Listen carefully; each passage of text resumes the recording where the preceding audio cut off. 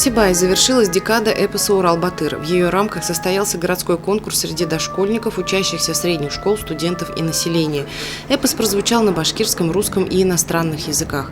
До начала декады конкурсы проводились в школах, детских садах, в стенах СУЗов и вузов. На городской уровень вышли только победители промежуточного этапа. Очень рада, что дети интересуются эпосом «Урал-Батыр», интересуются историей нашего края и, естественно, знание нашего наследия, нашего народа воспитывает любовь, патриотизм, гордость за наш край, за наш Башкортостан. И вот в этом году более 200 детей рассказывали эпос «Урал-Батыр» на разных языках наизусть.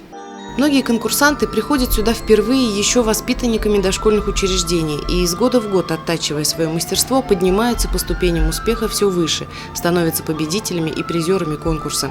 Среди участников появляются мастера, которых копируют и у которых учатся. Я 3 года участвую в конкурсе «Урал-Батыр». В первый год я участвовала на английском языке и рассказывала, и получила 2-е место. В том году я участвовала среди 5-7 классов и получила гран-при на башкирском языке. В этом году участвовала среди 8-11 классов и на башкирском языке и получила гран-при.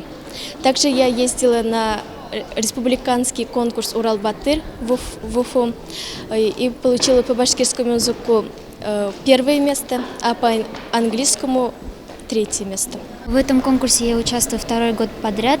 В прошлом году я заняла гран-при, и в этом году тоже также стала победителем.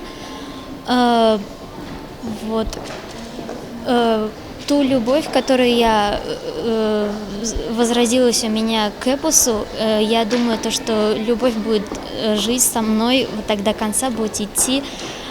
И я также думаю, что каждый человек, который считает себя башкиром и уважает свой народ, свою нацию, должен знать этот эпос не наизусть хотя бы, смысл должен знать. На гала-концерте стали известны имена победителей. В этом году учащимся Башкирского лицея имени Рамазана Умидбаева предстоит защищать честь нашего города на зональном этапе конкурса. Алина Полянская, Гульхамитова, Дамир Хайблин, Гульгина Раскильдина, телекомпания СТВ.